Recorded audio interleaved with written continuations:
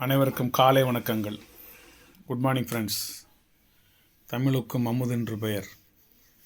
நாணயங்கள் சேகரிப்பாளர்களுக்கு ஒரு நாணயமான பதிவு. இன்றைக்கி புதன்கிழமை.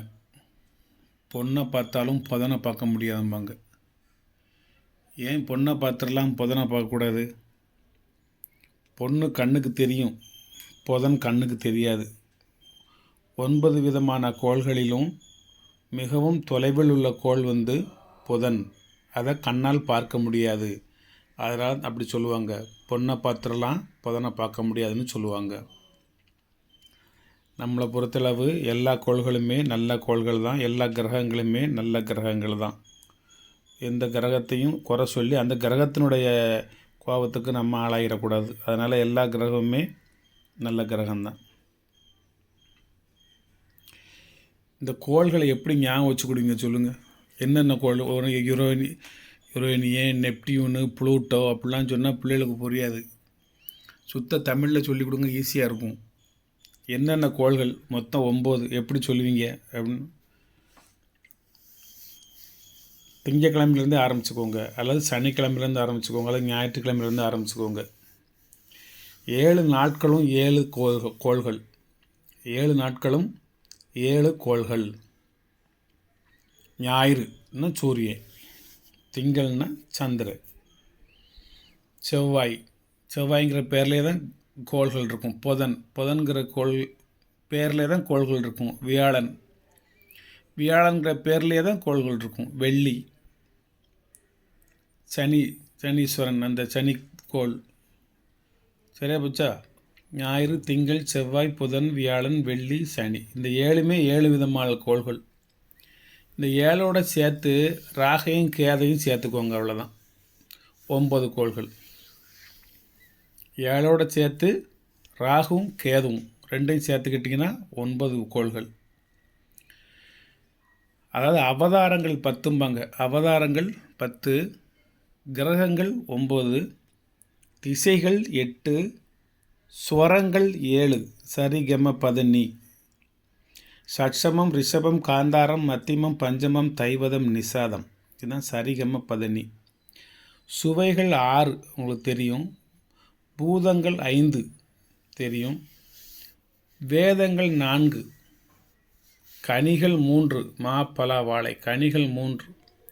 துருவங்கள் 2. வடதுருவம், தென் துருவம் என்ற துருவங்கள் 2. இந்த உலகத்திலேயே மிகவும் பெயரும் புகழும் வாய்ந்த ஒரு பொழுதுபோக்கு அம்சம் ஒன்று. அதான் இந்த நாணயங்களை சேகரிப்பது. World number 1 ஹாப்பீஸ். உலகத்தில் இதை விட ஒரு பொழுதுபோக்கான அம்சம் வேறு எதுவுமே கிடையாது. இதுதான் செல்வம்.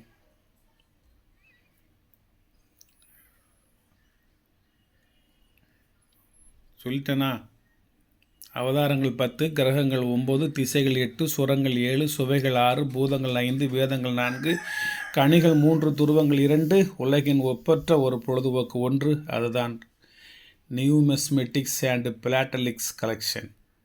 நாணயங்கள் மற்றும் பணத்தாள்களை சேகரிப்பது. வாங்க நாணயத்துக்கு போகலாம். இன்றைக்கி மகாத்மா காந்தி மட்டும்தான் உங்களை காலையிலேயே தாத்தாவை ஞாபகப்படுத்தியிருந்தேன். இந்தியாவின் தேசத்தந்தையா. இதெல்லாம் ₹1 கரன்சி. வெளியிடப்பட்ட ஆண்டு. இன்னொன்று தெரியுமா? இந்தியாவில், இந்திய வரலாற்றில் பணத்தாள்களில் ஒரு கமாமரேட்டிவ் கரன்சி என்று சொல்லப்போனால் இது ஒன்று தான். வேறு கமாமரேட்டிவ் கரன்சிலாம் கிடையாது. வேறு எல்லாமே காமன் கரன்சி தான்.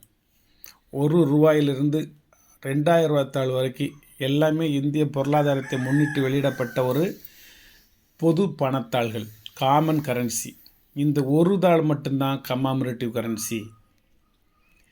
இதிலே வேறு காந்தியில் வருதா? ₹2, ₹5, ₹10, அதெல்லாம் கமாமரேட்டிவ் கரன்சி.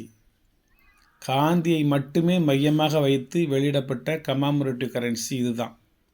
ஆனால் இது ஒன்று தான் அவருடைய பிறந்த நாளையும் இறந்த நாளையும் முன்னிட்டு 100ஆண்டு நினைவு விழாவாக வெளிவந்த கரன்சி. 1969 வந்தது. 1869 அவர் பிறந்தார்.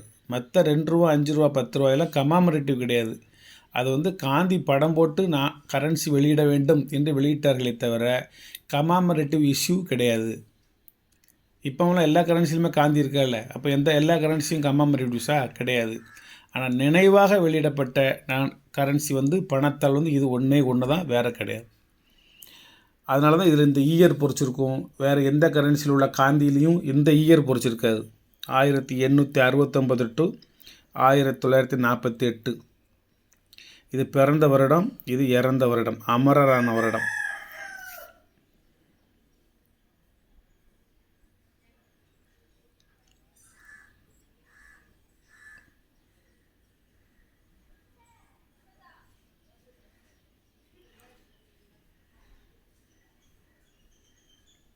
மகாத்மா காந்தி ஹிந்திலையும் இங்கிலீஷ்லையும் எழுதியிருக்கும்.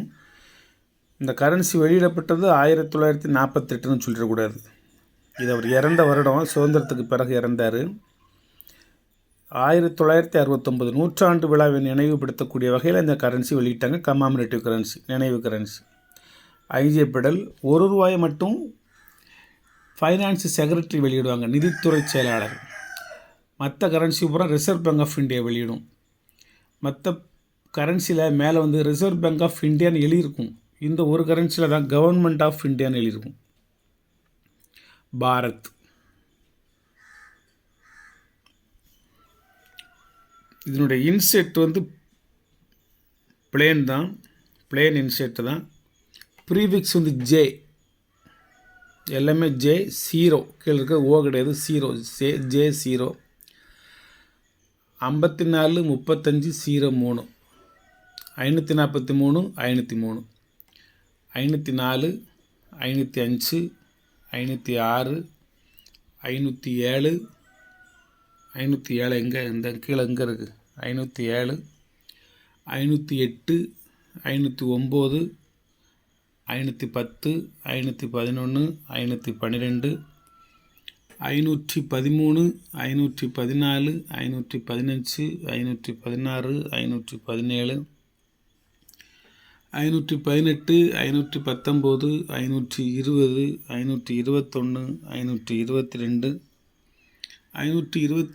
524 525 526 527. மொத்தம் இதில் 25 கரன்சி வச்சுருக்கேன். அப்போ வந்து எல்லா கட்டிலையுமே ஸ்டாப்லர் பின் அடிப்பாங்க. இந்த கரன்சி வெளியிடப்பட்டு ஒரு 55 வருஷம் ஆகுது. இந்த கரன்சி வந்து 55 வருஷத்துக்கு முந்தி அடித்த அந்த ஸ்டாப்லர் பின்னோட கரை வந்து இந்த ஒவ்வொரு கரன்சிலையும் இருக்கும். வேறு எந்த எழுத்தோ பிதோ எதுவுமே இருக்காது.